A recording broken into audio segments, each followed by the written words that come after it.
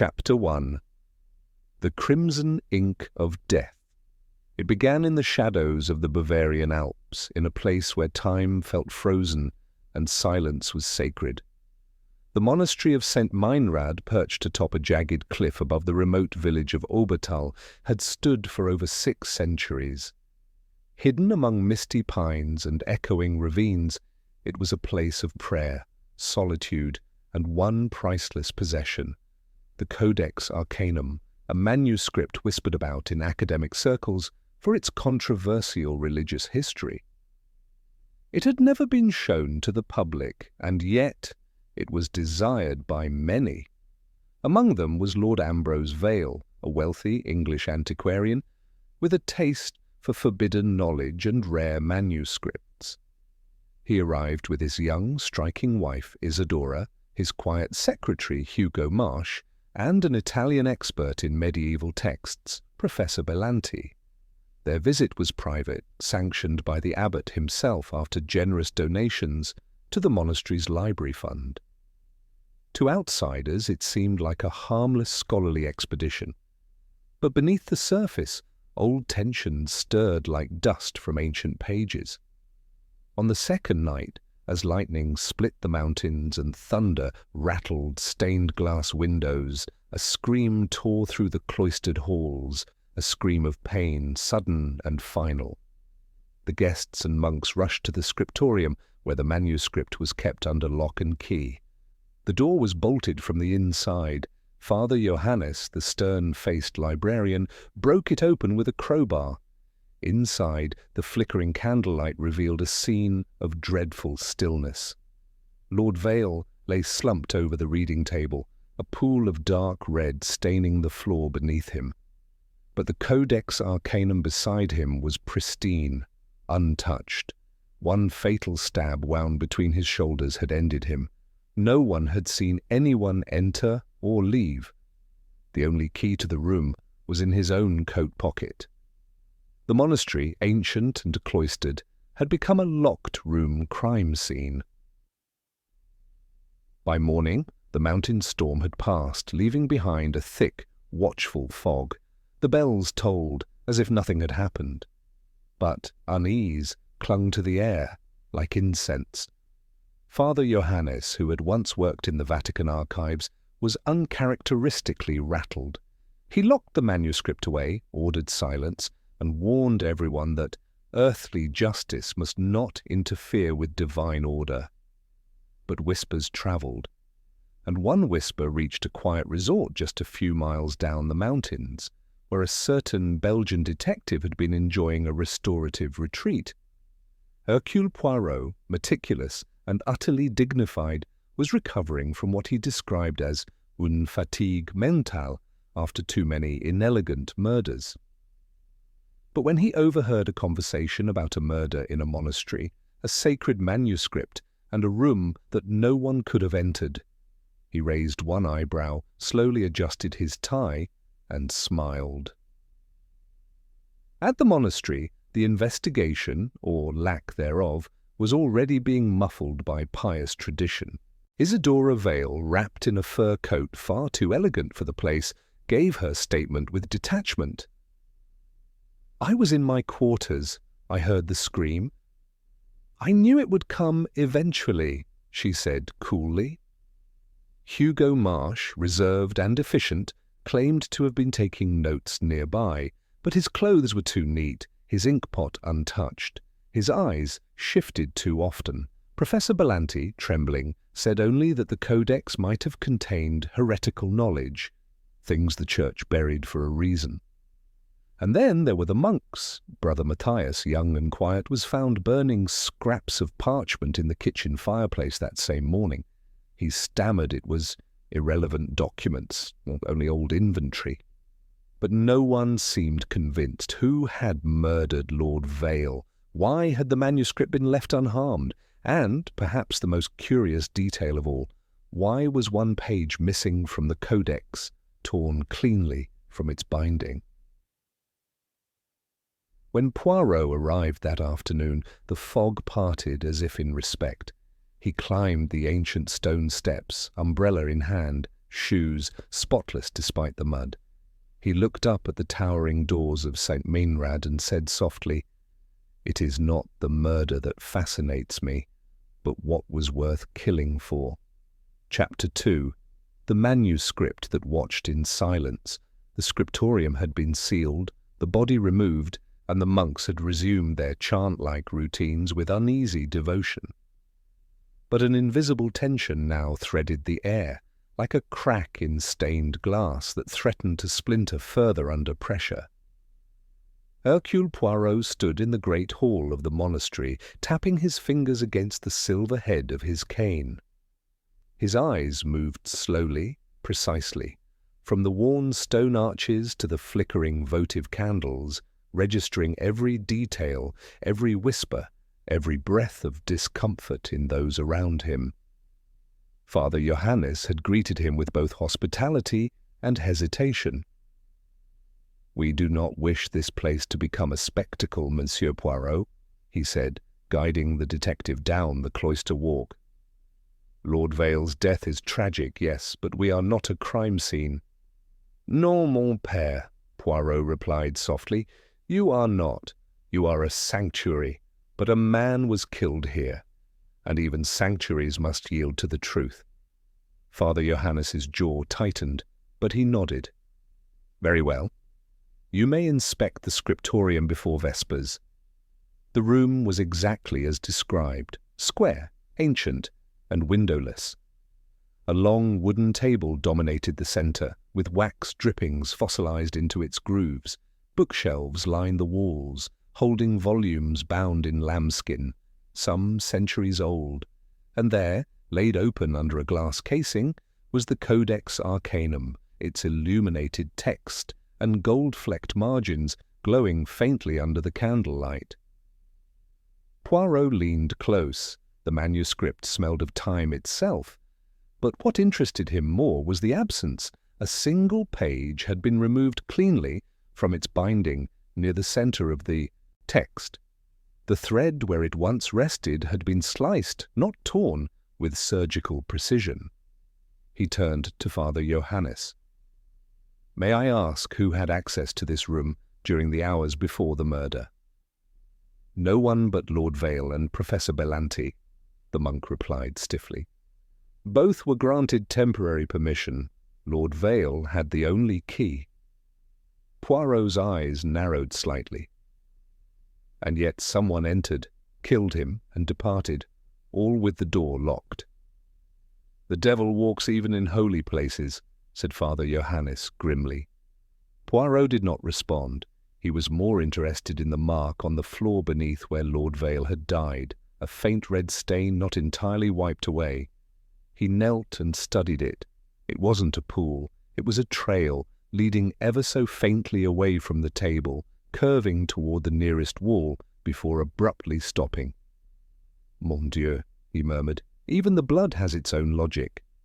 Later that afternoon, Poirot joined the guests in the monastery's guest parlour, a stone chamber warmed by a roaring fire and cluttered with travel trunks, teacups, and tension. Isidora Vale sat by the window, wrapped in a deep blue shawl, her profile sharp against the light. She hadn't cried, not once. "Madame," Poirot said gently as he approached, "may I offer my condolences? You have lost a husband under the most terrible of circumstances."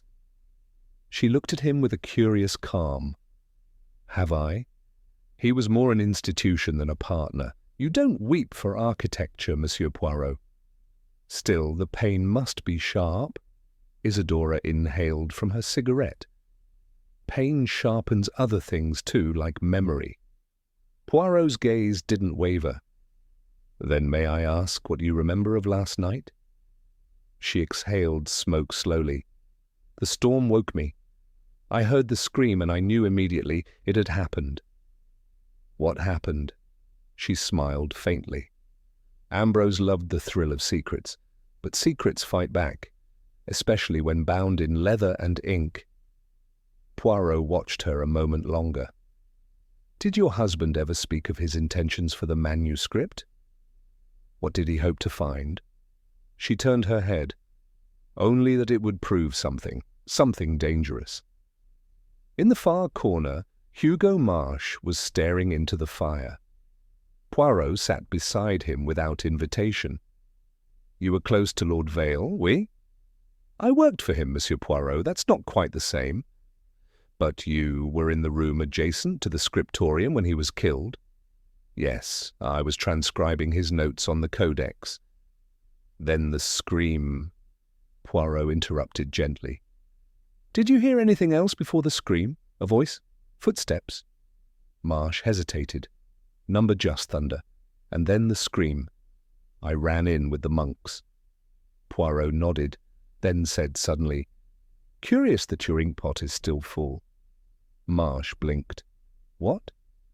"In your notebook. No blotting, no fingerprints on the pen. You were copying. Notes, you say, but your hands show no ink stains." Hugo Marsh said nothing. Poirot rose. "Merci.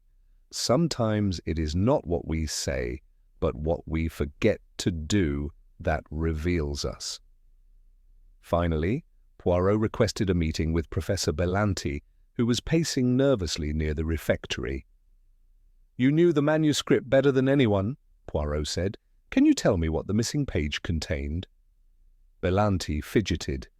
"It was untranslatable, I thought.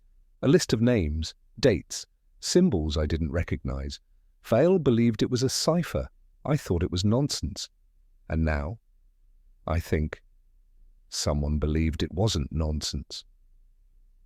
At night, as the monks chanted the ancient vespers, Poirot stood alone in the scriptorium once more. The candles danced. He placed a hand over the manuscript's casing.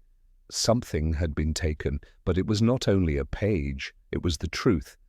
And now someone would kill again to keep it hidden. Chapter 3. Those who wear the mask of silence. The following morning it dawned pale and cold.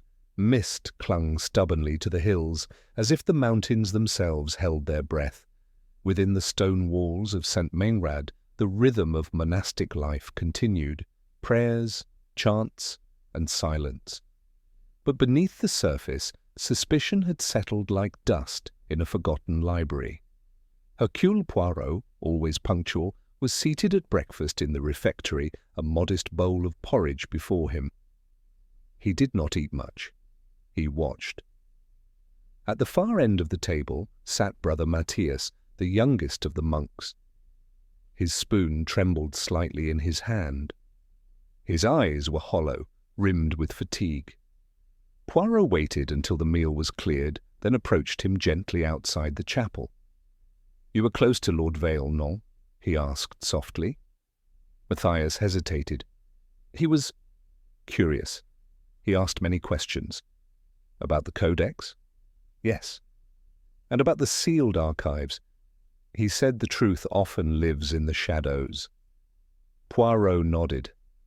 "And what truth were you burning yesterday morning?" The young monk flinched. "They were old letters, receipts. They meant nothing." "Then why burn them?" I was afraid after what happened. Anything suspicious. I didn't want it found in my care." Poirot studied him. The boy was nervous, yes, but not calculating. And fear, Poirot knew, often made people act foolishly. "Merci, mon fils," he said kindly. "Fear is natural, but it should not make one destroy the truth."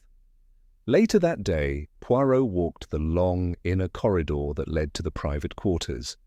The stone walls were cold. The monastery was meant to be silent, but silence can sometimes roar.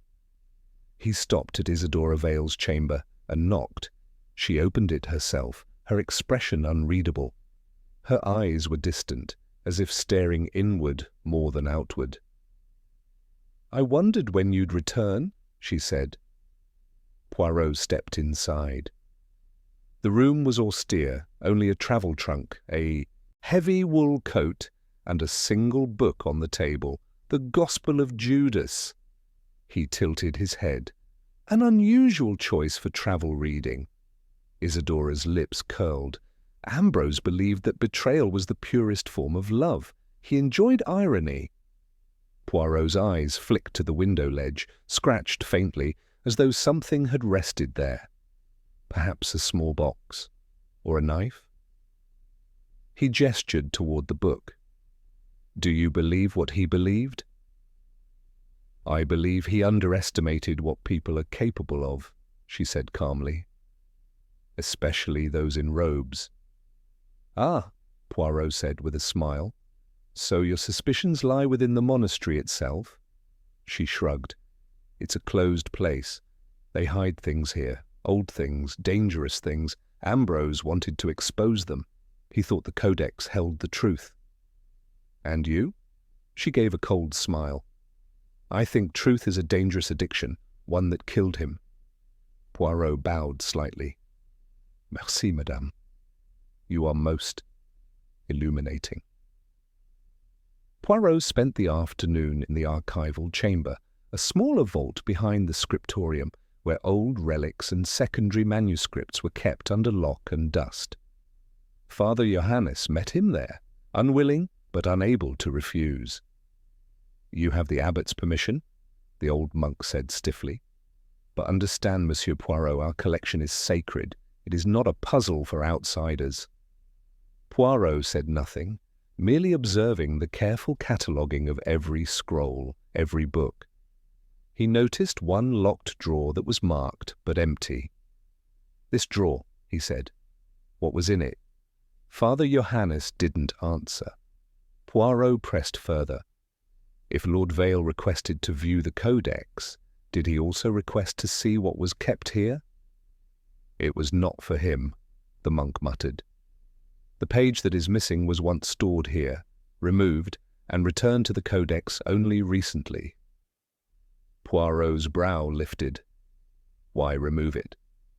Because it was dangerous, because it should never have been written. And who decided that? I did. There was no pride in the monk's voice, only guilt. Poirot stared at him. And now someone has been killed for it. As the bell tolled for vespers, Poirot wandered the gardens alone. The mountain fog rolled low, curling around the cloisters like something living.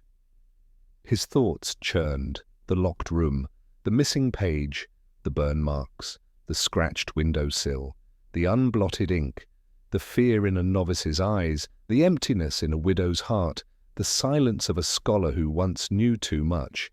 Each piece lay on the table, but none yet connected, not until he recalled one small detail. The page had not been torn, it had been cut. That implied intent, tools, time, and access. Someone had not acted in anger, but with calculation. Someone had prepared. Poirot looked to the chapel where the monks sang in low, ghostly voices. Inside that chapel, someone was lying. Chapter 4. A whisper in Latin. The ancient bell of Saint Menrad struck midnight, echoing across the alpine cliffs with a hollow chime.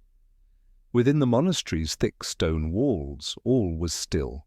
But in the chambers of Hercule Poirot, the little grey cells were wide awake. He stood at his desk, meticulously brushing lint from his sleeve, while mentally cataloguing the contradictions. A room locked from within, a page stolen without disturbance, and a murder that left no trace of struggle. And yet, Poirot knew from long experience, it was not the absence of evidence that troubled him. It was the deliberateness of the crime. Someone had calculated everything. But human nature, mon ami, is never so neat. Sooner or later, the psychology betrays the plan. A soft knock came at the door. It was Brother Matthias, pale as moonlight and shivering despite his wool robe. I couldn't sleep, he whispered. There's something I think you should see. Poirot nodded gently, took his coat, and followed the novice through a quiet hallway. They descended into the crypt, a rarely visited part of the monastery, lit only by flickering candles. Dust clung to the air, thick and dry. There, Matthias said, pointing to a stone recess behind the altar. I found this wedged between the bricks this morning. I was afraid to say anything before." Poirot stepped closer and retrieved a folded parchment page, dry and brittle with age. The script was Latin, but not ecclesiastical Latin. It was coded, layered with anagrams, symbols, and marginalia in Greek. A scholar's page. Perhaps even the missing leaf from the codex. But it wasn't only the content that interested Poirot. It was the blood stain on the bottom corner, fresh, faint, but unmistakably real. "Did you tell anyone else?" Poirot asked softly. Matthias shook his head. "Number only you." "Wise," said Poirot. "And now, mon ami, you must forget you ever found it." He tucked the page inside his coat and patted the young monk on the shoulder. "You have done a brave thing." By morning, snow dusted the mountain tops and the cold crept into the monastery's bones, but Poirot was already in motion. He met with Professor Belanti in the narrow library aisle, where the older man was flipping through a concordance of papal decrees. Poirot produced the coded page and set it gently on the reading desk. "Tell me, Professor, is this what Lord Vale died for?" Belanti adjusted his glasses. His hands trembled slightly as he examined the parchment. "My God," he whispered, "this is a fragment of the Vatican's lost registry, a lineage of disputed succession claims, names of bishops thought purged by the 14th century. And this would be damaging?" Poirot asked. "Damaging?" Belanti looked up, his face pale. "If this became public, it would suggest the modern church's foundation rests on a lie. Entire doctrines could be called into question." "Then perhaps someone believed that truth was worth murder?" The professor closed his eyes. "Vale believed the codex could prove a secret papal election, one unrecognized by Rome. I dismissed it as fantasy, but if this is real—" Poirot said nothing. Belanti slowly slid the parchment back. "You must be careful, Monsieur Poirot. This is not merely academic curiosity. This is faith, power, politics." "Ah," Poirot murmured, "and people kill for far less." Poirot next visited Hugo Marsh, who was writing at a small table in the guest quarters, his manner tidy, precise, almost too precise. "I understand," Poirot began, "that Lord Vale had you draft several letters in the days before his death." "Yes. Mostly correspondence with auction houses, museums. Nothing unusual." "May I see them?" Marsh paused. "I burned the drafts. He didn't want records left behind. He said too many eyes were already watching." Poirot raised an eyebrow. "He feared surveillance." "He feared betrayal. He believed someone was leaking his movements, perhaps even here." Poirot took a step closer. "And did he suspect you?" Marsh's lips tightened. "Number, but that doesn't mean others didn't." Poirot tilted his head. "You are very calm for someone whose employer was murdered." Marsh met his gaze. "I've learned that in such places emotion is weakness." "Or camouflage," Poirot replied gently. As evening fell again, Poirot stood at the edge of the cloistered garden, where wind stirred the last of the autumn leaves. Snow began to fall in delicate flurries. From within the chapel, the low chant of the monks rose like a distant river. Sacred words, hiding secular sins. Poirot turned to find Isidora Vale watching him from the arcade, wrapped once more in that same deep blue shawl. "Do you think it's over?" she asked. Poirot didn't answer at once. Instead, he said, "Tell me, madame, the night before your husband's death, did he show you anything? A letter? A page?" Isidora looked away, number only his usual cryptic remarks. That truth was coming, that the world would listen. Poirot's eyes narrowed. And did he mention who he feared most? She turned slowly to meet his gaze. He feared silence, and those who wear it like armour. Poirot's brow furrowed. Then perhaps it is time we listen more carefully. Because in Saint Meinrad, silence wasn't the absence of sound. It was a warning. Chapter 5. The Man Who Knew Too Little.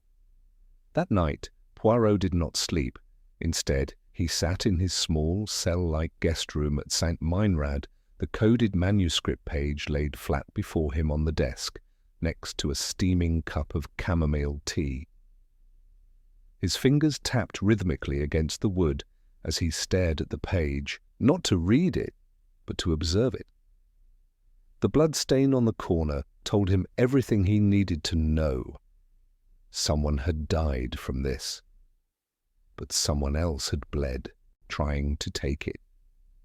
The blood had not been Vale's. The colour was too faint, too recent, and that meant the killer, or someone close to the truth, had touched this page after the murder.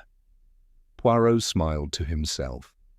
"Ah," he murmured, "a thread dangles. Hercule Poirot shall tug." The next morning brought with it new frost and a renewed silence. The monastery awoke to a sky bruised with grey. Father Johannes had resumed his duties, stoic and tight-lipped, but his walk bore more weight than before. Guilt, Poirot noted, is a burden often disguised as devotion. After morning prayers, Poirot requested a formal conversation with the abbot, Father Anselm. The meeting was granted with reluctance. In the abbot's study, an austere room lined with ancient theological texts, Poirot stood before the elder monk, who was seated behind a thick wooden desk. Anselm was thin, his white beard neatly trimmed, his expression unreadable. "You are disturbing the order of this house," the abbot said in a flat voice. Poirot gave a courteous bow. "Forgive me, mon père, but the truth has already disturbed it, on the end of a knife." Father Anselm did not flinch. Lord Vale sought secrets not meant to be found. He manipulated his way into this sanctuary. Poirot nodded.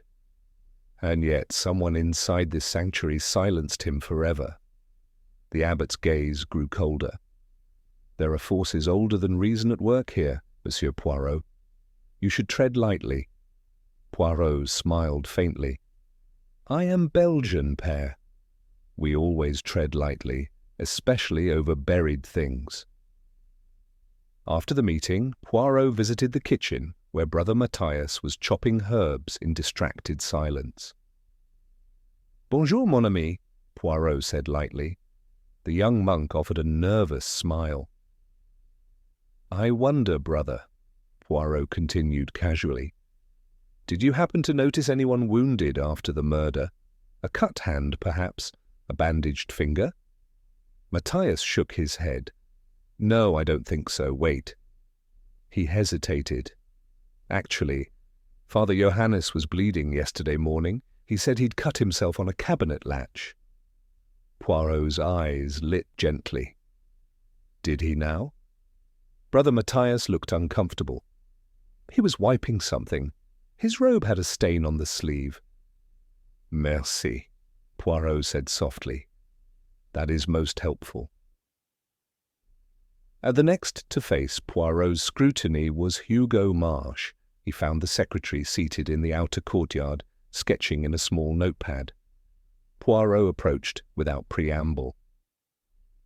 "Tell me, Monsieur Marsh, where were you 5 minutes before the scream?" Marsh looked up, expression calm. "In the reading room adjacent to the scriptorium." "As I said," Poirot nodded. "Oui, but may I ask, were you ever left alone with the codex before the murder?" A pause. "Number never." "You are certain?" "Quite." Poirot leaned forward slightly. "And yet Father Johannes says you inquired about the codex 2 days before Vale's arrival." Marsh blinked. "I merely asked if it was real. Out of curiosity." "Curiosity," Poirot echoed, smiling. the most underestimated of motives. He let the silence stretch before adding, "And if you had gained access to the codex before Lord Vale, would you have known which page to remove?" Marsh stood abruptly. "I think this conversation is over." Poirot didn't move. "One final question, monsieur. Have you ever studied Latin?" Marsh's jaw tightened. "Enough to know I didn't enjoy it." Poirot smiled politely. "Ah, but Latin is not for enjoyment. It is for confession." On that evening, Poirot was once again invited to dine with the monks. The long wooden table was quiet save for the clinking of spoons and the occasional cough. As dessert, a simple baked apple was served. Poirot rose. "If I may," he said, "a brief word." All eyes turned toward him. "I have examined the scene of the crime, spoken with each of you, and learned many things. And yet one thing continues to trouble me." He lifted his glass. This was no crime of passion. It was planned, controlled, executed with knowledge of this building, this manuscript, and this routine. Father Johannes shifted slightly in his seat. Poirot continued, his tone gentle but firm. The killer knew the codex would be vulnerable that night, knew which page to steal, knew how to lock a door from the inside, and how to vanish without a trace. He paused, eyes scanning the room. And the killer made one mistake. He left behind blood, not Lord Vale's blood, his own gasps. A chair scraped, Father Johannes's spoon clattered to the table. But Poirot said no more. Not yet. The net was tightening, yes, but before he named the spider, he intended to study the web. Chapter 6. The locked door that opened too easily. That night, long after the final bell tolled and the last candle had been snuffed in the chapel, Poirot walked alone beneath the cloister arches. The cold air pricked his cheeks, but his mind burned with clarity. There was only one key to the scriptorium. It had been found on Lord Vale's body, and yet someone had entered or remained inside long enough to kill without leaving a trace, steal a single page, and vanish before the door was broken open. The official version of events did not satisfy Hercule Poirot. He returned to the crime scene just before midnight, using a spare key reluctantly provided by Father Johannes earlier that day. The scriptorium smelled faintly of parchment and wax. The Codex Arcanum still lay under glass, untouched since the murder. But Poirot was not looking at the manuscript. He was studying the door. Carefully, methodically, he examined the hinges, the lock, and most of all, the bolt from the inside. He ran his fingers over the iron mechanism. Then, with a flick of his wrist, he slid the bolt into its locked position and gently tugged the door outward. It held firm. Next, Poirot pulled a long black hair from his coat pocket, Isadora's, taken earlier from the back of her shawl, and placed it across the bolt like a trap. Then he shut the door. When he reopened it, the hair was still there, which meant... Poirot stepped back, folded his arms, and nodded slowly. "Locked from within," he whispered. "Or made to appear so?" He returned to the bolt and examined the latch again, then smiled. There was a tiny scratch, barely visible in the metal. A tool had been used, not during the murder, but afterwards, to simulate a locked room scenario. "So," Poirot said softly, "our murderer did not escape through magic, but through misdirection." At first light, Poirot sought out Brother Lucas, the monastery's carpenter and maintenance man, a stooped, quiet monk with a permanently furrowed brow. They met in the woodshop, where the scent of sawdust filled the air. "Brother," Poirot asked, "you maintain the locks of the monastery, do you not?" "I do, yes," Lucas replied, pausing his sanding. "Why?" Poirot handed him a small, folded note and whispered, Would you mind testing something discreetly for me, but not a word to anyone?" Brother Lucas nodded once and tucked the note into his sleeve. An hour later, Poirot stood in the library alcove, gazing through the frosted glass. Snow was falling outside in a silent, steady veil. He turned as Professor Belanti entered behind him, bundled in his scarf. "You look as though you haven't slept," Poirot said. "I haven't," the professor replied. "I translated what I could of the fragment you gave me." Poirot's brow lifted. "And?" Belanti leaned in. "It's a coded record of a hidden conclave, not just obscure but outright illegal. A group of cardinals, centuries ago, attempted to elect an alternative pope in secrecy." Poirot's expression darkened. "And Lord Vale believed this made the modern church illegitimate?" Belanti nodded. "He wanted to publish it." Poirot inhaled sharply. Then he was not just searching for knowledge. He was preparing for war.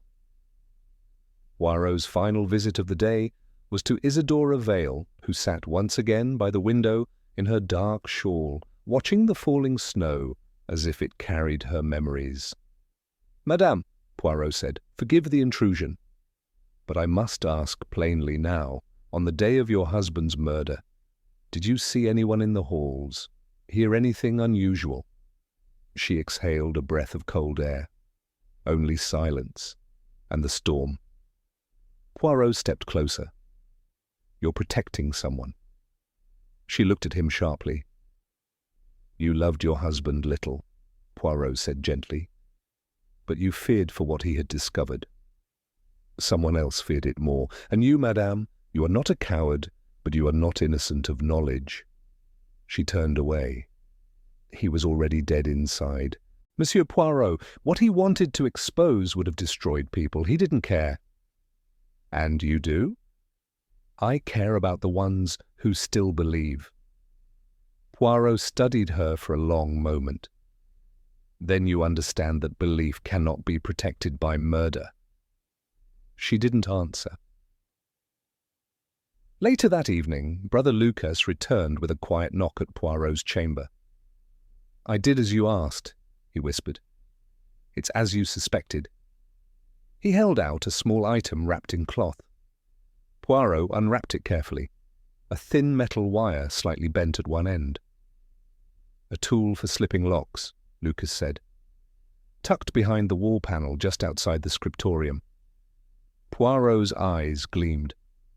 "Merci, mon frère. You have just unravelled a great lie." Yet that night, Poirot stood once more before the Codex Arcanum, the wire tool in one hand and the manuscript's missing page in the other. "Now," he murmured, "let us see who tries to take the bait," because Poirot wasn't waiting for the killer to confess. He was laying a trap. Chapter 7. A Shadow at Matins. The bells of Saint Menrad rang out in the deep blue hush before dawn, summoning the monks to Matins, the first prayer of the day. The cold seeped into the stone corridors, curling under cassocks and cloaks like a silent trespasser. But Hercule Poirot was already awake. He had not slept. Instead, he had placed the missing page, or rather a facsimile of it, carefully aged and smeared with a convincing stain, back inside the Codex's glass case. The wire tool Brother Lucas had found was tucked just beneath a loose flagstone, visible only to someone who knew where to look. Every detail had been orchestrated, because now it was not Poirot seeking the killer. It was the killer who would reveal themselves.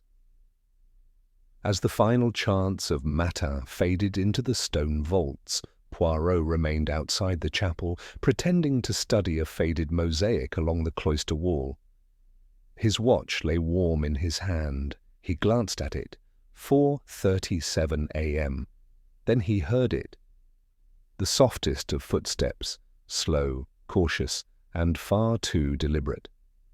He moved like a shadow through the corridor, rounding a corner, just as a figure cloaked in the dark robes of a monk, reached the scriptorium door. The figure knelt, felt along the wall, and pulled out the wire tool. Poirot watched in silence as the lock was manipulated expertly. The door opened with a faint click. The figure slipped inside. Poirot waited 5 heartbeats, then followed. Inside, the figure was bent over the codex, lifting the glass case with gloved fingers. It was too dark to see their face. Poirot stepped forward. "That will be quite enough, mon ami." The figure spun, startled, but did not flee. Instead, he slowly removed his hood. Father Johannes. His face, once stoic and full of righteous conviction, now looked hollow, almost childlike in the dim light. "You should not have come," he whispered. Poirot's voice was gentle, almost sorrowful. "And yet here I am. Tell me, Father, did you kill Lord Vale for the church, or for yourself?" Johannes sank into the nearest chair, his eyes fixed on the ancient manuscript. "I warned him," he said. "I told him not to pry into things that were buried for a reason." Poirot waited. "He was arrogant," Johannes continued. "He spoke of truth as if it were a weapon to wield against the faithful. But what he found, it was real. It would tear down centuries of belief. I couldn't let that happen." "And so?" Poirot said softly. "You killed him?" Johannes covered his face. "He mocked us, said we were just gatekeepers of superstition, that the church was built on a lie. But we are more than parchment and names. We are a shield, a wall against chaos." Poirot took a slow breath. "How did you do it?" Johannes spoke without lifting his head. He always stayed late in the scriptorium. I waited behind the tapestries before he locked up.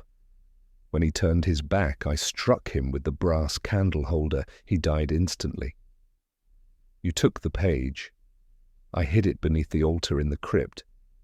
I thought no one would find it. But that young fool Matthias did." Poirot said nothing. "I tried to destroy it, but I couldn't. It frightened me." Poirot stepped closer. "And tonight, you came back to ensure it was truly gone?" Johannes looked up at last.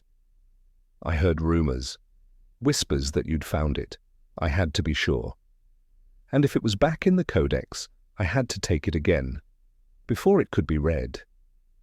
Poirot studied him in silence for several moments.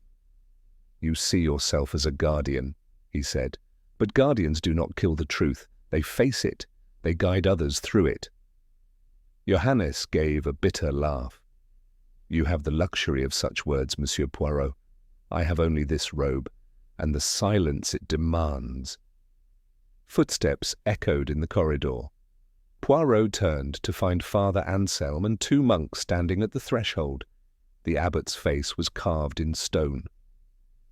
"It is over," Poirot said quietly.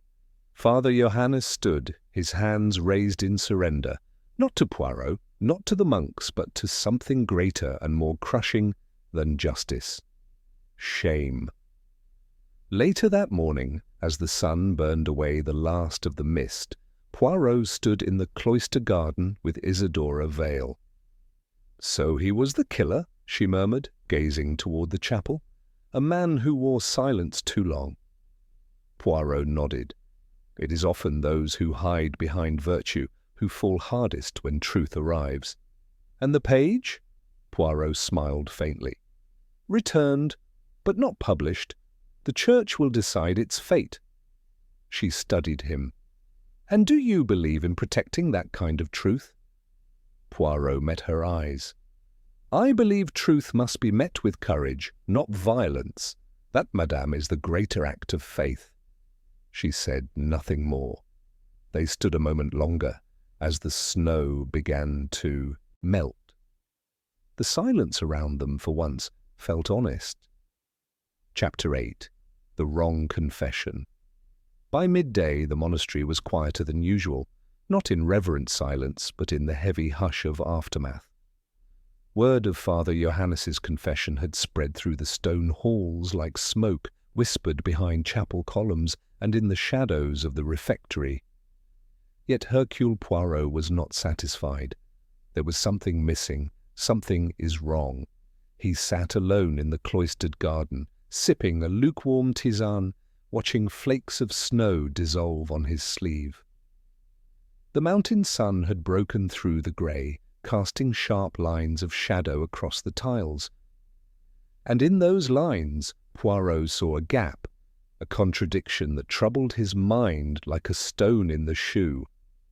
Father Johannes had confessed. And yet, Poirot remembered the blood-stained page found hidden in the crypt. Johannes had claimed he'd hidden it there immediately after the murder, but the blood on the parchment was still fresh when Poirot found it, days after Lord Vale's death. Whose blood was it, if not his? More than that, Johannes had said he killed Vale in a fit of desperate conviction. But nothing about the murder itself was desperate. It had been precise, planned, and calculated to appear impossible. The door locked from within, the weapon was removed, the body is positioned, the missing page. Poirot frowned. Johannes may have wanted to kill Vale. But there was every sign that someone else had actually done it, someone who had used Johannes's guilt to mask their own crime. He returned to the abbot's study, where Father Anselm stood gazing out the tall arched window, hands clasped behind his back. "You have delivered us a confession," the abbot said without turning. "What more do you require, Monsieur Poirot?" "The truth," Poirot replied. Anselm turned now slowly. "Are you saying Father Johannes lied?" "No, he believes what he confessed, but belief is not always aligned with fact." Anselm's face was unreadable. "He admitted to the murder." "And yet," Poirot said, pacing slowly, "he could not have left blood on the page that I found 3 days after the murder. He said he hid it at once and never touched it again." Anselm remained silent. "There is more?" Poirot continued. "The locked room staging, the wire tool behind the wall, the precision of the blow. This was not a man acting in desperation. This was a man or woman who planned every detail. And Father Johannes is many things, but he is no actor." Anselm sat slowly behind his desk. "Then you believe the true murderer still walks among us?" "I believe," Poirot said gently, "that Johannes has been protecting someone." Anselm looked at him for a long time. Then, almost reluctantly, he said, "He has always been a man of loyalty, even to those who do not deserve it." Poirot tilted his head. Then the question becomes, who does he protect? Later that afternoon, Poirot found Brother Matthias near the herb garden, harvesting dry sprigs of winter-thyme. The young monk looked exhausted. "I heard about Father Johannes," Matthias said. He didn't look like a killer." Poirot smiled faintly. "Nor did he act like one." Matthias hesitated. "I didn't say anything before, but I heard something. The night before Lord Vale was found." Poirot's eyes sharpened. "Go on." "I was passing the west corridor, near the old stairwell. I heard a man and a woman arguing. I couldn't make out the words, but the woman sounded angry and scared." "Was it Isidora Vale?" "I think so, but I didn't want to get involved." Poirot nodded slowly. "You have done well to tell me now." As he walked away, a thought bloomed in Poirot's mind, like a slow dawn. Isidora Vale had told him she heard nothing that night, but she had been awake, and likely out of her room, and someone had staged the locked room after the fact. He turned on his heel and headed directly to the guest wing. Isidora opened the door with her usual controlled poise, but Poirot noticed something different in her eyes, something guarded. "Back so soon?" she asked. "Mais oui, madame. This time not for answers, but for clarity."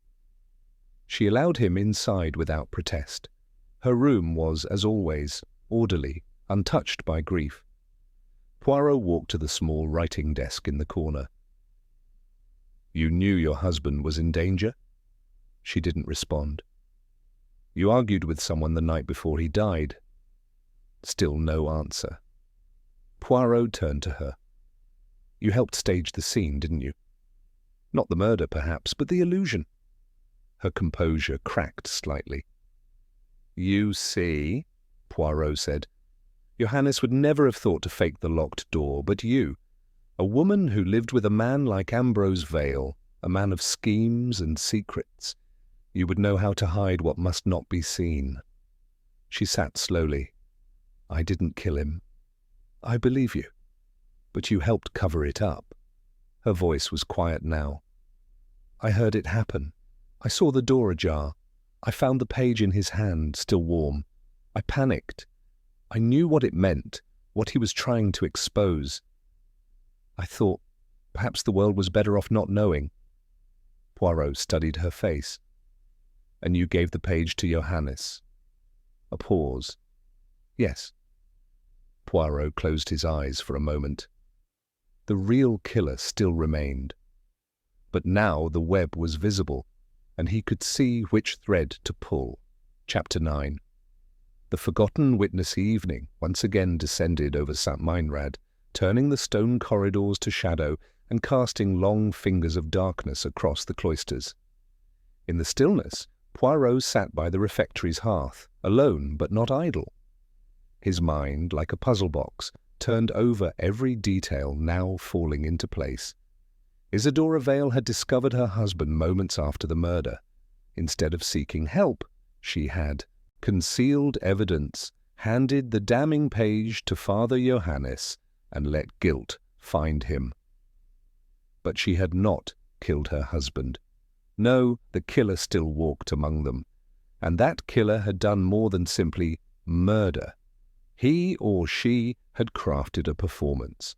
The locked room, the vanishing weapon, the stolen page, and above all, the misdirection. "Ah," Poirot murmured aloud, "but if a magician seeks applause, he must also draw an audience."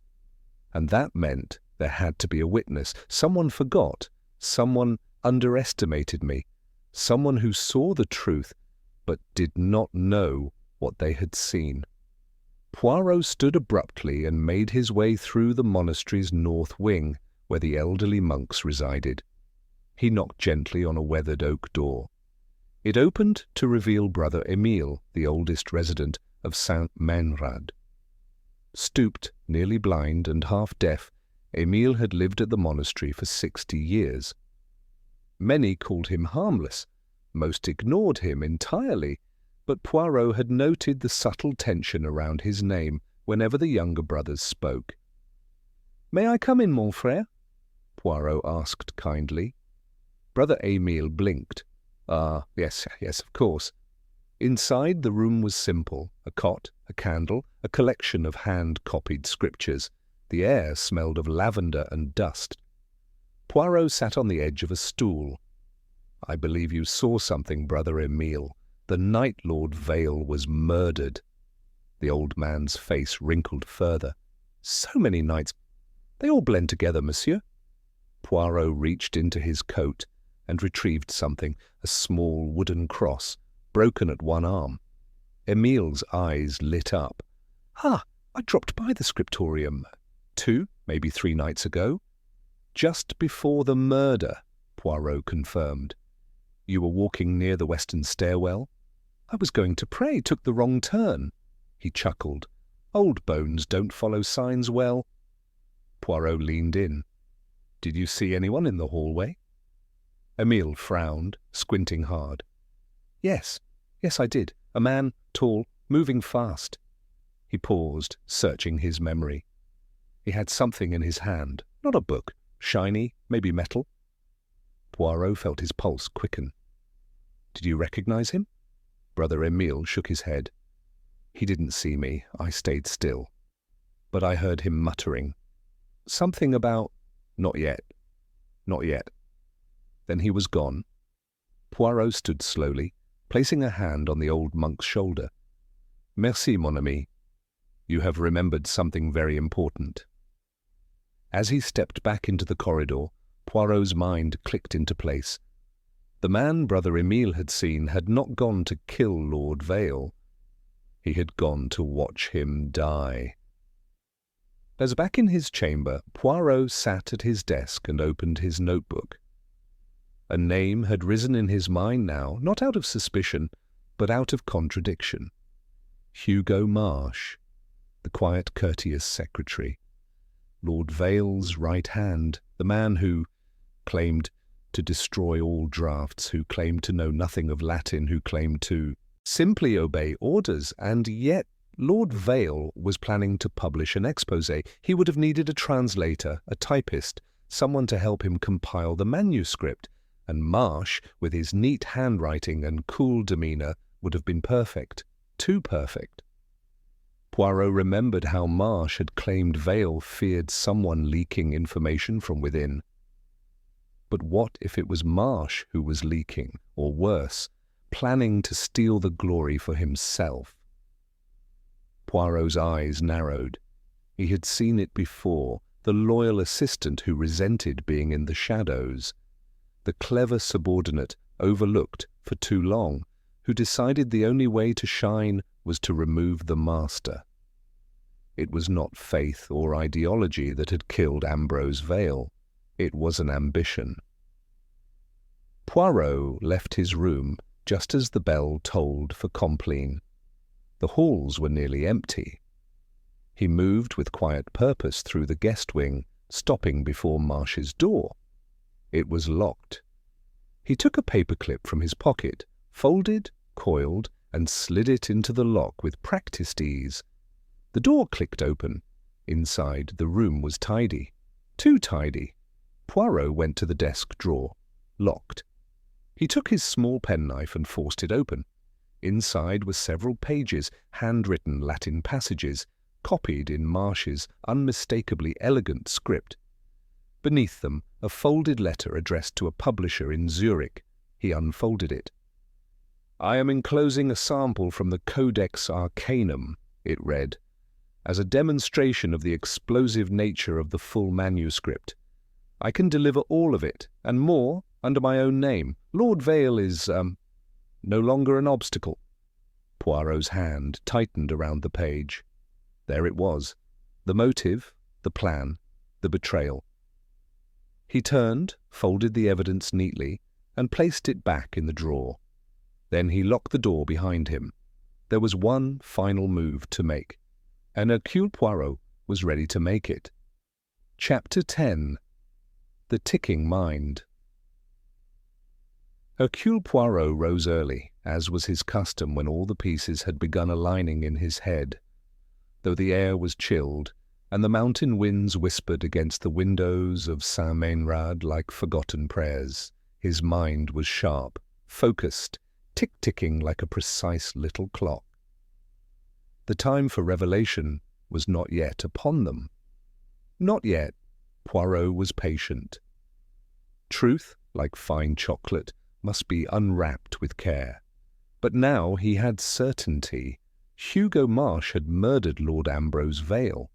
The evidence, found hidden in Marsh's drawer, was as damning as any confession.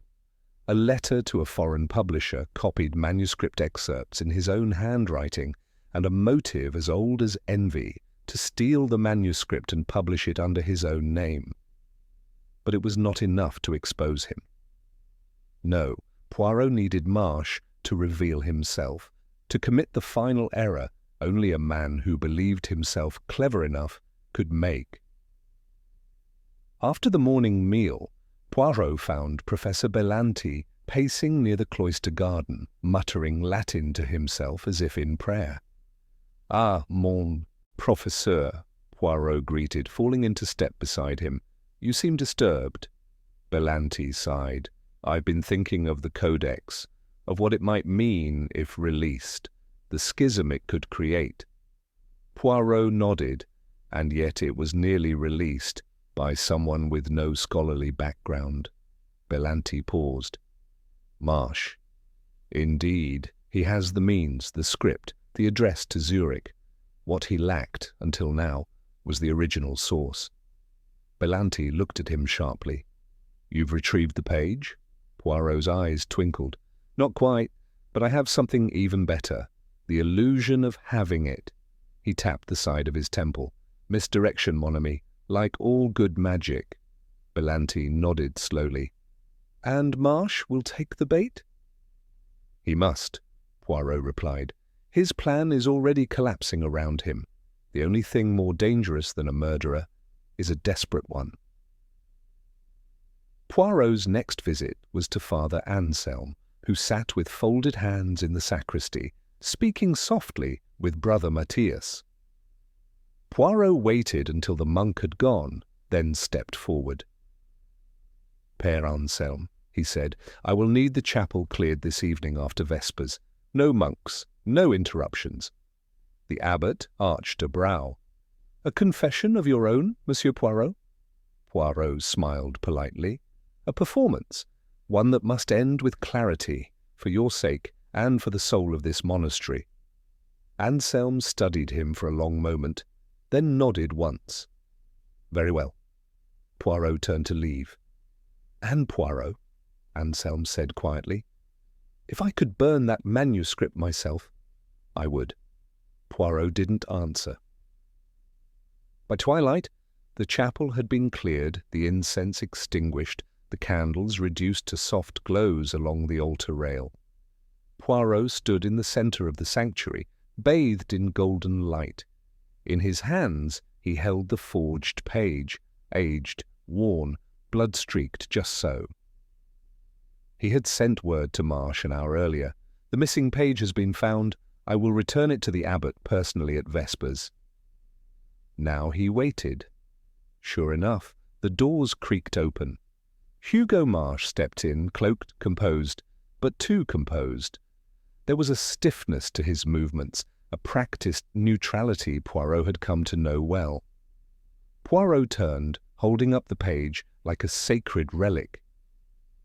It is curious, he said aloud, how one page could bear so much weight, and yet it is just parchment, ink, and truth. Marsh hesitated near the first pew. You found it? Poirot smiled. Of course. And will you return it to the church? Eventually, Poirot said. But I thought it best to study it first. I'm sure you understand. Marsh stepped closer. You're not a theologian. No, but I am a student of human nature. And this page, monsieur, it reveals more than ancient history. It reveals motive, greed, envy, desperation. Marsh's fingers twitched. Tell me, Poirot continued, stepping toward him. How long did you plan it? Did you wait for Lord Vale to sleep, or did you strike when his back was turned? Was it pride that drove you, or fear? Marsh's eyes narrowed. You're accusing me. Mais oui, with confidence. Marsh lunged. It was swift, almost theatrical, his hand shooting forward, not to strike Poirot, but to snatch the page. But Poirot had expected it. He sidestepped, letting Marsh stumble forward, just as two monks, Father Anselm and Brother Lucas, emerged from the side aisle, flanking the killer. Stop! Marsh shouted, panic creeping into his voice. Poirot raised a hand. No need! It is over, monsieur. Marsh's shoulders slumped. The fight was gone. You were clever, Poirot said softly. But not clever enough. Later, in the Abbey's private parlour, Marsh confessed everything, the translations, the publisher, the plan to stage the murder as an ideological act. He hadn't meant to kill Vale that night, just confront him, perhaps threaten him into silence. But Vale had laughed, mocked him, called him a glorified secretary. That's when the candle holder struck. When it was done, he locked the door from the inside using the wire tool, a trick he'd read about in a detective novel. Then he hid the page, planning to retrieve it later. But Isidora and Johannes got there first. Poirot listened silently, then simply said, "The little grey cells, monsieur. They always win." Chapter 11. The Guilt That Remains. The snow returned in the dead of night, falling like pale ashes across the stone courtyard of St. Meinrad. Inside a hush lingered, one not of prayer or silence, but of exhaustion. Hugo Marsh had been taken into custody quietly, escorted down the mountain by 2 constables summoned earlier that day. He did not speak during the descent.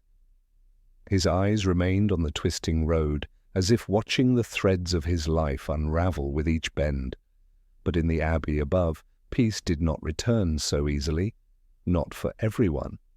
Poirot sat once again in the abbot's study, his fingers steepled beneath his chin as Father Anselm poured a final measure of dark plum brandy into 2 small glasses. "You were right, of course," the abbot said, voice low. "About Marsh, about the illusion, even about Father Johannes." Poirot took a sip. "But you are troubled." Anselm nodded. "Because the Church will still suffer, because truth, however careful, always leaves cracks in the foundation." Poirot looked toward the stained glass window, where the figure of Saint Benedict watched them in eternal contemplation. "Better cracks," Poirot said gently, "than rot beneath a perfect surface." Anselm allowed himself a weary smile. "And what of the manuscript?" he asked. Poirot placed his glass down slowly. "It is not my decision. I retrieved the page, yes, but I will not publish it, nor destroy it. That is a burden for you." Anselm stared at the brandy for a long moment, then said, "I will send it to Rome, quietly. Let them decide what must be remembered, and what may be left to dust." Poirot gave a small nod. "That is wise." But it was not over yet, not for Poirot. There was one last visit he had to make. He found Isidora Vale packing her late husband's belongings in the guest wing. She moved slowly, folding ties and jackets with mechanical precision, as if the routine itself were keeping her grief at bay. Poirot knocked gently. She looked up. "So it's done?" "Yes, madame, Marsh has confessed." She said nothing, returning to her task. Poirot stepped into the room, closing the door behind him. "May I speak plainly, Madame Vale?" She gave a small shrug. "You always do." "You're not without guilt," he said. She froze. "I do not mean legal guilt." "You did not raise your hand to your husband. But you helped hide the truth. You enabled the lie. You allowed an innocent man, Father Johannes, to nearly destroy himself." Her hands trembled slightly as she placed a belt into the suitcase. "I didn't know what else to do," she whispered. "Ambrose was obsessed, reckless. I thought, if I could just make it stop." Poirot walked slowly toward the window. Snowflakes were beginning to cling to the glass. "I understand," he said softly. "There are many ways to kill a truth. Silence is only one of them." She sat down on the edge of the bed. "I didn't love him," she said, "but I didn't want him dead." Poirot turned. "And yet when you saw him lying there, you did not call for help. You hid the page. You manipulated what others would see." Tears welled in her eyes, though none fell. "I did what I thought was right." Poirot gave a sad smile. "So does every villain in history." She looked up then, her eyes suddenly sharp. "Do you think I'm evil?" "No, madame, but you are complicit." She looked away. "Will the police—" "No," Poirot said. "I have not named you, nor will I. But I trust you understand now what that silence cost." She nodded once, slowly. "I will carry it with me." "Good," Poirot said, "for that is justice enough." As the carriage waited outside to take Isidora down the mountain, Poirot remained on the steps of the abbey, watching her silhouette fade into the swirling snow. She did not look back. Father Johannes joined him quietly. "She won't find peace easily," the monk said. "Nor should she," Poirot replied, "but she will find clarity, in time." Johannes was silent for a moment, then said, "I am grateful you saw the truth." Poirot smiled faintly. "The truth was always there, mon frère, but it does not shout. It waits, patiently, for someone to listen." Johannes clasped his hands. "And the manuscript?" "In Rome by tomorrow," Poirot said, "where the pages will whisper only to those willing to listen as you do." He turned to face the great iron doors of the monastery. "It is not the secrets that destroy us, Father," he said. "It is the fear of their discovery." Chapter 12. The Final Benediction. Snow blanketed the abbey in pristine silence the following morning. The mountains, sharp and severe just days ago, now seemed softened, humbled beneath winter's touch. The monastery bells rang not with mourning, but with something gentler, closure. Poirot stood alone in the scriptorium, the scene of the crime now scrubbed of all signs of death, though not untouched by memory. The Codex Arcanum rested in its locked case, repaired, resealed, and completed once more. But the page that had caused so much pain, was gone. It had left with the Vatican courier before sunrise, sealed in a leather satchel marked Sacramentum Privatum. Poirot had personally handed it over. Footsteps echoed behind him, hesitant and light. It was Brother Lucas, his young face troubled, hands clasped tightly behind his back. "I heard the page is gone," Lucas said softly. "To Rome?" Poirot nodded. "Oui, where its fate will be decided by those who understand both history and consequence." Lucas hesitated. "Do you think it was real, the claims Lord Vale made?" Poirot turned slowly. "What do you believe, mon fils?" "I believe," Lucas said after a pause, "that truth and faith aren't always the same thing, but they should at least walk in the same direction." Poirot's eyes warmed. "A wise answer." Lucas shifted. "And Father Johannes, will he remain here?" "That is for the abbot to decide," Poirot said. "But in my opinion, he has already begun his penance."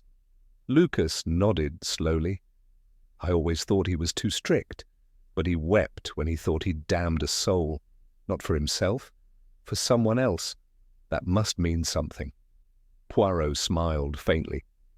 "It means he is human, and therefore worthy of forgiveness." Later that afternoon, as the sun spilled gold through the high arches, Father Anselm held a small ceremony in the side chapel. Not for Ambrose Vale, his body had long since been claimed, but for truth and the souls left behind in its pursuit. Only a few attended: Brother Lucas, Father Johannes, a quiet novice named Celeste, and Hercule Poirot. The prayers were brief, the silence afterward was longer. Then one by one the monks departed. Only Poirot remained. He sat in the front pew, gazing at the crucifix, thinking not of guilt or crime, but of contradiction. A man like Vale, brilliant but reckless. A man like Marsh, dutiful but envious. A woman like Isidora, quiet but calculating. And Poirot himself, a man who observed everything, solved what others missed, and then walked away, leaving others to live with what remained. He sighed. "Even the detective must wonder sometimes," he murmured, "if truth is always a gift." That evening, as he packed his suitcase in his modest chamber, Poirot was visited once more by Professor Bellanti, his leather coat draped over one arm, snowflakes clinging to the folds. "You leave tomorrow?" Bellanti asked. "Oui, a carriage arrives at dawn." The professor sat on the bed's edge, uninvited but not unwelcome. He looked tired. "I still don't know what's best," he admitted, "to bury the codex, or to let it speak." Poirot fastened his tie inside the case. "We all fear what we do not understand." Belanti gave a wan smile. Vale understood, that's why he was dangerous. Or misunderstood, Poirot countered. That's why he was vulnerable. There was silence between them for a moment. Then Belanti stood. "Well, if I ever publish again, I'll title the foreword, 'Thanks to a Belgian detective who taught me how to read people before manuscripts.'" Poirot chuckled. "Do give me an autographed copy." By midnight, the monastery was asleep. Poirot stood in the cloister once more, wrapped in his overcoat, glancing at the dark sky littered with stars. The snow had finally stopped. His breath steamed gently as he looked toward the chapel. Footsteps again, this time soft and unsure. He turned. It was Father Johannes. "I wanted to thank you," the monk said simply, "for seeing what I couldn't admit to myself." "You are welcome," Poirot replied, "but do not mistake seeing for forgiving. That is a task you must still earn." Johannes nodded solemnly. "I will." They stood for a moment in silence. Then Johannes said, "Will you return someday?" Poirot smiled, tilting his head. "Perhaps, if the mountains summon me again. Though I must say, I prefer mysteries of the heart over manuscripts." Johannes's voice softened. "Some would say they are the same thing." Poirot bowed slightly. "And they would not be wrong." As Poirot turned to walk back inside, the abbey bell chimed once, a low, resonant sound that echoed through the valley like a benediction. The mystery of the manuscript was over, but the questions it raised would linger long after. And Hercule Poirot, ever the observer of human contradictions, would carry them like carefully folded truths in the pockets of his immaculate coat. Chapter 13. Echoes from the Mountain. The next morning arrived pale and cold, with the wind whispering like old monks through the pine trees that bordered the monastery. Hercule Poirot stood by the gate, gloved hands folded neatly over the handle of his leather case, a final breath curling in the morning air. The carriage would come soon, the case was closed, and yet... Poirot's mind ticked. Not with doubt, no, Marsh was certainly guilty. The confession, the documents, the greed, it all aligned. But there was an echo, a hollow chamber, in the symphony of truth that still rang unanswered. Something small, something missed. "Always," Poirot muttered to himself. "It is the smallest stone that unbalances the wheel." The carriage arrived promptly, its horses stamping softly as the driver tipped his cap. Father Anselm and Brother Lucas were there to see him off. So was Professor Belanti, scribbling absent-mindedly into a leather notebook as he waited. Poirot shook each man's hand, his words as polished as ever, though inwardly his thoughts swirled like fresh snow. "Thank you for your courage," Anselm said. "You brought light into dark corners." Poirot smiled. "Ah, but light can also reveal cracks we do not wish to see, no?" The professor grinned. "Still quoting metaphysics, Poirot?" "Only when I am avoiding farewell speeches." They laughed gently. Poirot stepped toward the open carriage door. And then he paused. There it was, again, that echo. "Pardon, messieurs," he said suddenly, turning. "Where is Madame Vale?" Anselm glanced at the upper corridor. "She left yesterday. I assumed you knew. She said she wished to descend the mountain alone." Poirot blinked. "Alone?" Belanti furrowed his brow. "But she left the same morning the Vatican courier departed, the same path." Poirot's eyes narrowed, and there, like a candle flaring back to life, the truth began to burn. "Non," he whispered. "Non, non, non." He stepped away from the carriage, pacing, replaying the timeline. The Vatican courier left just before dawn. Isidora Vale left shortly after. Both took the same path, but what if they had taken the same carriage? What if the Vatican courier never reached Rome at all? Poirot turned back to the monastery, waving the driver off with a sharp gesture. "Delay the departure. I must confirm something." The men stared at him. "What is it?" Anselm asked. Poirot didn't answer. He was already moving.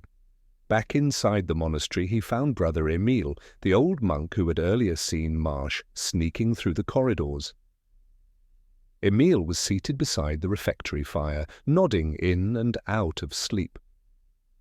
"Pardon, mon frère," Poirot said gently. "Do you recall seeing the courier leave yesterday?" Emile blinked. "Courier?" "The man with the leather satchel, from the Vatican." The old monk frowned, thinking hard. "I saw a carriage, but it was her, the woman, the English one. She left with the horses." "And the man?" Poirot asked quickly. "I saw no man." Poirot's stomach turned. The manuscript had never reached Rome. Within the hour, Poirot, Belanti, and Father Anselm were gathered in the abbot's study once more, the gravity of the realization settling like a weight across their shoulders. "She stole it," Belanti muttered, pacing furiously. "She stole the page!" "Not only the page," Poirot corrected, his tone razor-sharp. "She killed the courier, most likely before he even reached the main road. Then she assumed his place in the carriage."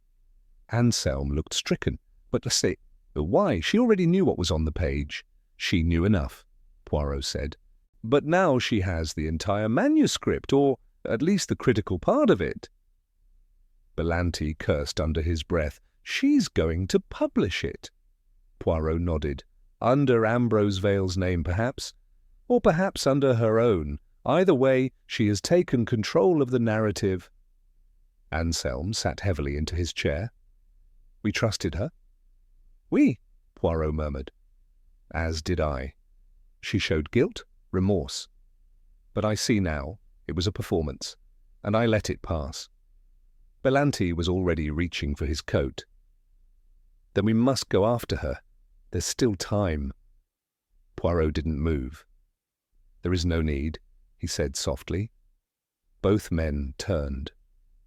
"I sent a second page," Poirot said, folding his hands. "A forgery. One preparation days ago when I first suspected Marsh was not acting alone. It bears the church's seal, yes, but the content is a fabrication." Belanti's mouth dropped open. You planted a decoy?" Poirot gave a small shrug. A detective must never underestimate the ego of a second accomplice. "And the real page?" Poirot looked out the frost-rimmed window. "Destroyed. Burned last night. By my own hand." The room went silent. Then Belanti laughed. "Mon Dieu, Poirot, you magnificent fox." Father Anselm simply crossed himself. Outside, snow began to fall again, soft, endless, erasing footsteps in the courtyard. And far down the mountain road, a woman sat in a carriage with a manuscript in her bag, convinced she held the power to rewrite history. She would find, in time, that she held only ashes. Chapter 14. The Quiet Trap. 3 days had passed since Isidora Vale descended the mountain with a forged manuscript in her possession. Poirot, though outwardly calm, had not slept well. His mind replayed each moment of their final conversation, each glance and hesitation. Her guilt, was it real or calculated? He had seen countless liars in his life. Some wept, some trembled. The best, however, wept only on the inside and timed their sorrow perfectly. At breakfast he sat across from Professor Belanti in the now nearly empty refectory. Snow drifted lazily past the windows. The monastery had returned to its routines, but Poirot had not. Belanti was chewing through a crust of bread when he finally spoke. "So, she'll be in Zurich by now?" Poirot shook his head gently. She never intended to go to Zurich. Berlanti blinked. What do you mean? Poirot folded his napkin with deliberate care. Madame Vale is not foolish. She would never risk presenting the page to any official publisher, not one who could verify its authenticity. The Vatican has allies in every academic corner. Berlanti leaned in. Then where? Somewhere quieter, somewhere less scrutinized, a private collector, an independent scholar willing to pay for secrets others fear. Berlanti frowned. But then she'll discover the manuscript is a fake. Poirot smiled faintly. Yes, but that is precisely what I need her to do. Back in his chamber, Poirot opened a small tin box and removed a telegram, freshly delivered. It read, "To H. Poirot, St. Meinrad, Monastery. Stop. Isidora Vale arrived in Vienna. Stop. Made contact with local buyer, posing as collector. Stop. Transaction scheduled for tonight. Stop. Awaiting your instructions. Stop." Inspector Graf Poirot folded the telegram slowly, his little grey cells humming. Vienna, of course. Not as reckless as Zurich, not as dangerous as Rome, but worldly, discreet, and filled with enough old money to buy 1,000 heresies. He glanced at his watch. There was time, but barely. By late afternoon, Poirot was aboard the Alpine Express, hurtling down from the mountains toward Vienna under a sky of ice and coal smoke. The rhythmic clatter of wheels lulled others to sleep, but not Poirot. He sat upright, coat buttoned, moustaches immaculate, lost in thought. He reviewed the facts. Marsh killed Ambrose Vale out of envy, but Isidora, she had watched it unfold, let it happen, manipulated the aftermath, not for love, not even for loyalty, but for control. The Codex Arcanum to her was never just about faith or truth. It was about power. Knowledge, used carefully, was a currency stronger than gold. He arrived in Vienna at dusk, stepping into a cold city wrapped in mist and gaslight. Inspector Graf met him outside the station, tall and sharply dressed, with a thin moustache that could almost rival Poirot's. "She is at the Café Morgenlicht," Graf reported. "The buyer is already there. A Russian, we believe, using a false name. Former museum curator." "And the manuscript?" Poirot asked. "She has the satchel, still chained to her wrist." Poirot nodded. "Good. Let her believe she holds something priceless a little longer." They drove in silence through narrow lanes until they reached the café. A quiet establishment tucked beside the Karlsplatz, it catered to those who dealt in knowledge unspoken. Men with secrets. Women with sharp eyes. Poirot did not enter immediately. He stood across the street, watching through the frost-rimmed window. There she was, Isidora Vale. Wearing black velvet gloves, her blonde hair pinned back severely. She sat with perfect posture, a cup of untouched coffee before her, and the leather satchel resting beside her on the table. Across from her sat a man with pale eyes and a wine-red cravat. His fingers tapped the table nervously. A collector? Yes, but not one used to being watched. Poirot turned to Graf. "We wait." Graf frowned. For what? For the moment of realization. And then, just as he spoke, it happened. Isidora opened the satchel and slid out the manuscript. The Russian examined it closely. He turned a page, then another, then he stopped. He looked at her. She froze. He said something sharp, accusatory.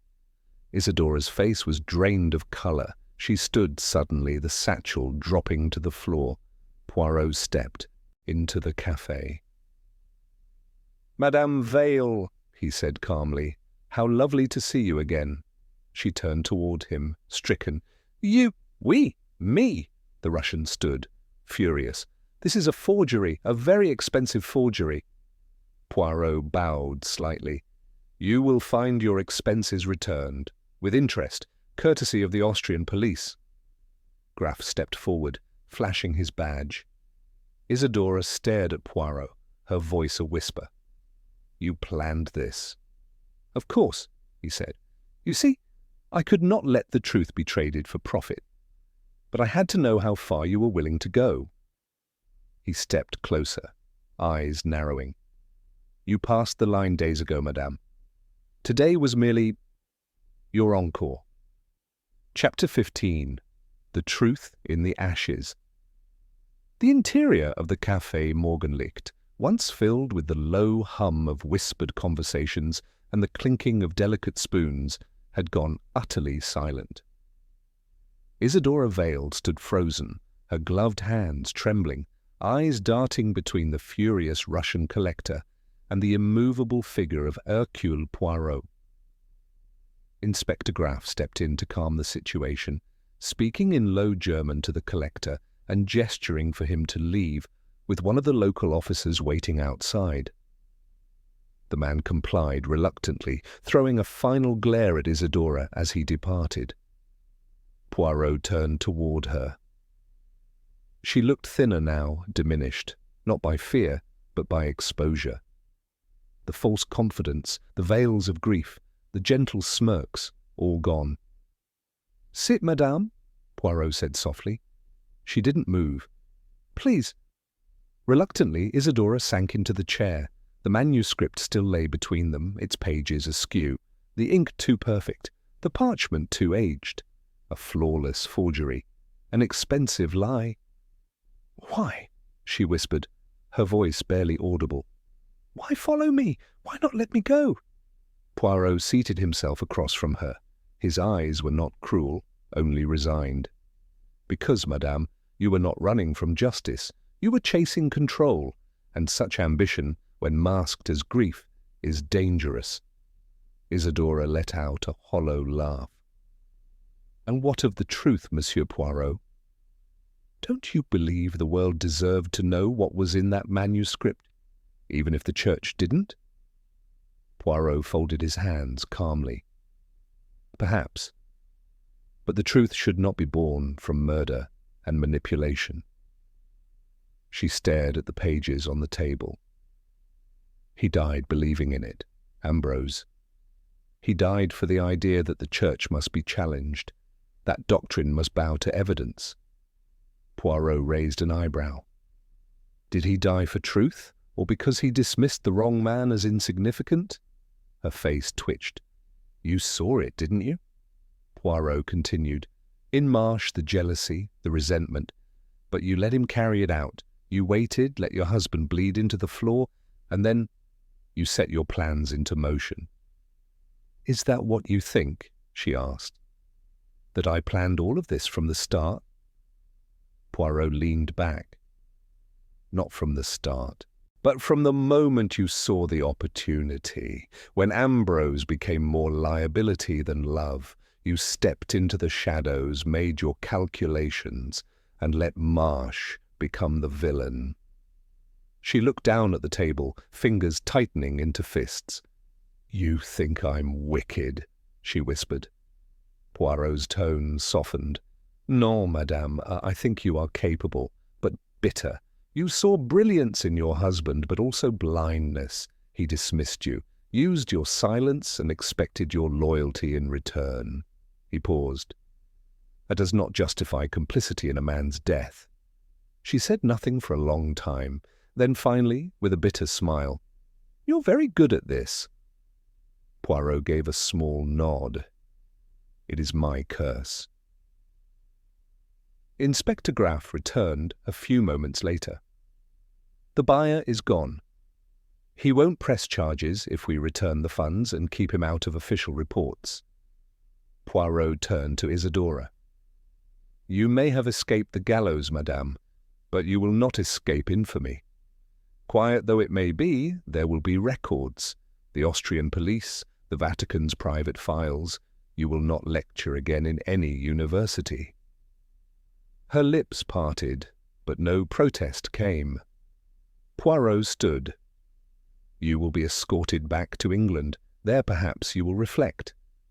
Graf gently tapped her shoulder, urging her up. But before leaving, Isidora turned one last time to Poirot. "There's still a copy," she said quietly. "Ambrose made one, a second translation. He told me he hid it, in a place only I could find." Poirot did not flinch. "Then let it stay hidden. The world has had enough of dangerous knowledge wrapped in ego." And with that, she was gone.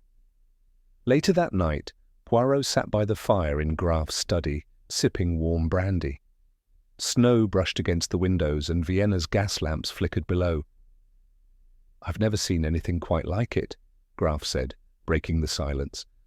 "A woman orchestrating a murder by silence, and nearly profiting from a forgery." Poirot gave a faint smile. "It is not always the man who holds the dagger, Inspector. Sometimes it is the woman who chooses not to take it away." Graf nodded. "And the manuscript? The real one?" "Gone. Burned at St. Minrad. You never even read it." Poirot looked into the flames. "I do not need to read the page to know its danger. I saw it reflected in the eyes of every person who wanted to possess it."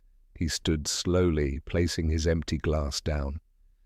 "The truth, Inspector, is not always meant to be owned. Some truths must lead. Chapter 16. The confession that never came." A week passed. Poirot had returned to London, his immaculate flat on Whitehaven Mansions, once again filled with the scent of citrus polish and freshly pressed linens.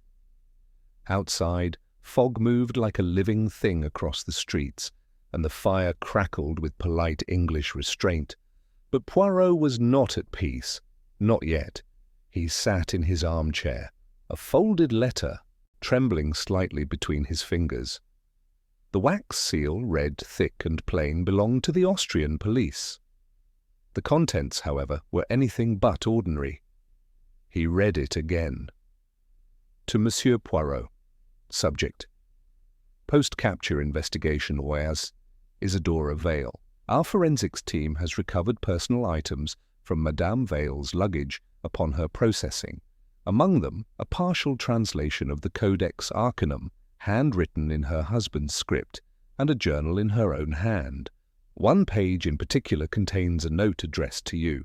We forward a transcription below. Respectfully, Inspector Graf Poirot unfolded the second sheet, his fingers slow, deliberate. The handwriting was sharp, slanted, a scholar's hand. Isidora's. Monsieur Poirot, if you're reading this, then I've already failed. You've always been 2 steps ahead, though I believed once that grief would blind you. Perhaps I hoped you'd sympathize with a widow. Perhaps I counted too much on your heart. You weren't wrong about me. Not entirely. I did want power, but not fame, not glory. Only one thing, to finish what Ambrose started. He did not just die for truth. He died because the world fears what truth does to stories. And I, selfishly, foolishly, believed I could rewrite one of them. You saw through me, and I will never forgive you for it. But I thank you too, because I needed someone to stop me. I wasn't sure I could stop myself. Isidora Vale Poirot closed his eyes, the weight of her words settling in the silence of the room. Later that evening, as the London fog thickened, he paid a visit to Scotland Yard. Chief Inspector Japp, now partially retired but still enjoying the perks of reputation, greeted him with his usual smirk. Well, back from the Alps, are we? I've seen the papers. Murder, monks and manuscripts. You do attract the oddest company, Poirot. Poirot gave a courteous nod. I bring you no murderers today, mon ami. Only a file. He handed over the letter and Graf's report. Japp's brow rose as he read it. So she confessed, sort of. Poirot shook his head. No. She admitted her motives, yes, but not her crimes, not in the way a court would accept. This is not justice in the legal sense. Then what is it? Poirot looked out the small window where a lamplighter passed, lifting flame to glass. A reckoning. 2 days later, Poirot received a curious package. It was postmarked from Salzburg and bore no return address. Inside was a thin, hand-bound journal and a single photograph, Ambrose and Isidora Vale, standing outside St. Meinrad in summer before the snows, before the tragedy. They were smiling. Poirot flipped open the journal. It was Ambrose's hand, not the codex, but something else entirely, a diary of sorts, notes and thoughts, scribbles about faith, doubts about the church, a final passage that had been starred 3 times. If I die before it is published, it should not be published. Let it end with me. Let the church bury it. Truth is not the weapon I once believed it to be. Poirot leaned back, eyes closed, the photograph resting against the journal's spine. The story, it seemed, had rewritten itself in the end. The next morning Poirot returned to his routine. A perfect breakfast, 2 soft-boiled eggs, precisely 4 minutes, toast cut diagonally, tea at exactly 84 degrees. Yet something had changed. As he adjusted the angle of his napkin, he looked toward the quiet shelf near the window, where other solved cases were tucked into neat binders. He slipped Ambrose's journal between them, not labelled, not catalogued, just placed, where it would remain, unseen, unread by others. A truth, yes, but one whose fire had already gone out, and whose ashes Poirot alone would keep. Chapter 17. The Final Gathering. It was a chilly afternoon in London, grey clouds sagging low over the city like wet laundry on a forgotten line. Hercule Poirot, immaculately dressed in a dove-grey suit and maroon cravat, stood before the fireplace in the drawing-room of Dr. Constantine Vale, younger brother to the late Ambrose. The doctor, tall, lean, and prematurely aged by the weight of family disgrace, watched Poirot with cautious eyes as the detective gently stirred the fire. "Why call us all here?" he asked. "My brother is dead. The manuscript is gone. The woman who betrayed him, your words, not mine, is locked away. Isn't this finished?" Poirot did not turn immediately. His gaze lingered on the slow, flickering flames. "Non, monsieur," he said at last. "There is one thing left, the truth, as it was, not as Isidora attempted to shape it, not as Marsh tried to silence it." From the hallway came the low murmur of voices. Poirot turned as Father Anselm, Inspector Graff, Professor Belanti, and even Father Johannes entered the room one by one. Each had answered Poirot's invitation. Each carried scars, questions, or unfinished thoughts. Johannes took the armchair farthest from the fire. He looked thin, haunted, but somehow steadier than before. Graff and Anselm exchanged nods. Belanti adjusted his spectacles and pulled out a small notebook. Poirot waited until all had settled. Then he began. "My friends," he said softly, "you are here because we each hold a piece of what happened. The truth, the real truth, has not yet been spoken aloud, but now we shall speak it, entirely, with nothing left unsaid." A hush settled over the room. Poirot turned first to Graff. "Inspector, you traced the movements of the Vatican courier. What did you find?" Graff cleared his throat. The courier was never seen again after he left the monastery. "No body has been found, but it is almost certain he was intercepted, likely by Isidora. The satchel was never officially recorded as arriving in Rome." Poirot nodded. So the forgery she carried into Vienna was not a mere insurance policy. It was her entire plan. He turned next to Father Anselm. "You kept secrets, Father, about Ambrose's requests, about the pressures placed upon your abbey." Anselm lowered his eyes. "I withheld those details to protect the reputation of the monastery. Ambrose was pushing us, demanding access to records we swore to protect, but yes, I see now truth delayed becomes truth distorted." Poirot gave a small bow of acknowledgement. merci. He paced slowly, his shoes clicking against the polished wood. Professor Berlanti, you warned Ambrose Vale of the dangers of interpretation, yet you never voiced your suspicions about Isidora. Berlanti looked up, face hard. Because I didn't want to believe them. I admired her, Poirot, her mind, her control, but I was blinded by charm and guilt. I'd failed Ambrose once before. I didn't want to fail her. And you, Father Johannes, Poirot said gently, you were the first to see Marsh's envy, and yet you said nothing. Johannes spoke quietly. I thought it was harmless pride, the sort every scholar carries. But I knew, deep down, I knew he had the capacity for violence, and still I did nothing. Silence fell again. Poirot stood at the centre of the room. This, he said, voice firm now, is the final confession. Not from a single culprit, but from all of us. Each person in this room played a part. By silence, by inaction, by pride. Even I, yes, even Hercule Poirot, waited too long to see what was in front of him. The fire crackled gently, as if to punctuate his words. Poirot turned toward the mantel, placing a slim folder on its edge. Inside are the last letters of Ambrose Vale, his real intentions, his final regrets, and a detailed account of the Codex Arcanum's missing chapter. Not the myth, not the forged copy, but his personal analysis. Objective, measured, and unpublished. He looked at each of them. It will not go to the press. It will not be offered to collectors or Vatican officials, but it will remain here, with the family, with you, Dr. Vale. Constantine Vale looked down at the folder, his mouth drawn in a tight line. And what am I supposed to do with it? Guard it, Poirot replied, or destroy it. That is your burden now, and your liberty.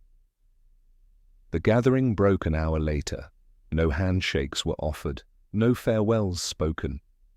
Each guest departed with the weight of truth resting quietly on their shoulders. Poirot lingered a moment longer in the drawing-room, adjusting his gloves.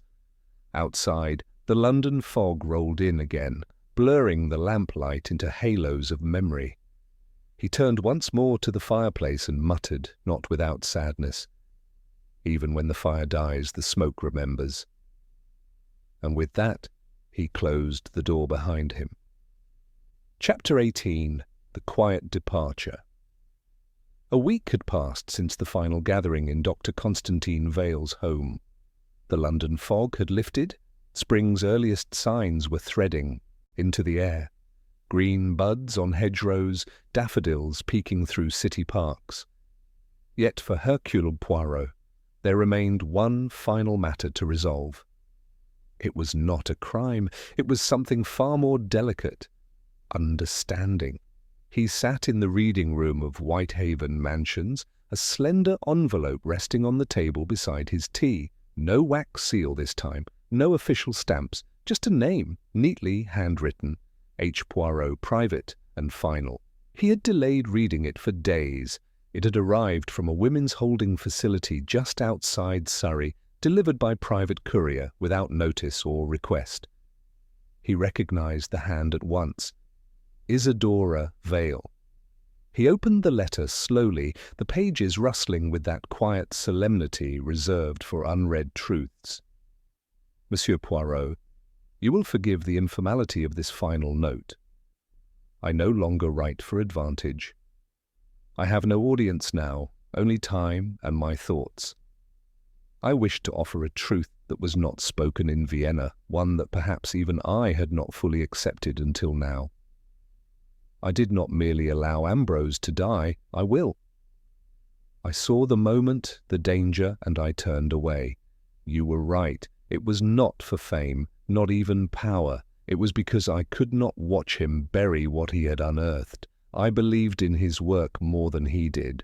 I wanted the truth to survive him, even if I could not save him. It is strange, isn't it, how even conviction can be a kind of cruelty. You may wonder if I regret it all. Some days, yes, others. I think I was simply the last of us to stop pretending. You told me once that some truths are not meant to be owned.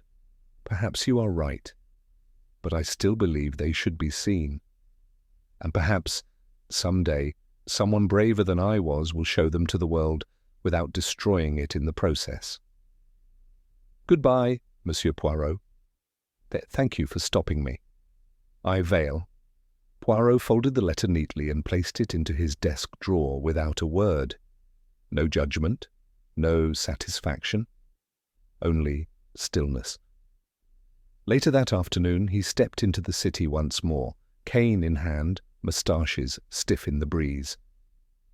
He took a walk through Regent's Park, watching children chase ducks and nannies sip tea from thermoses.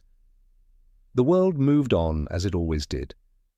But Poirot thought of the monastery, the cold air, the echoing bells, the silent halls now forever haunted by a missing page, and a man who had chased something too dangerous to hold.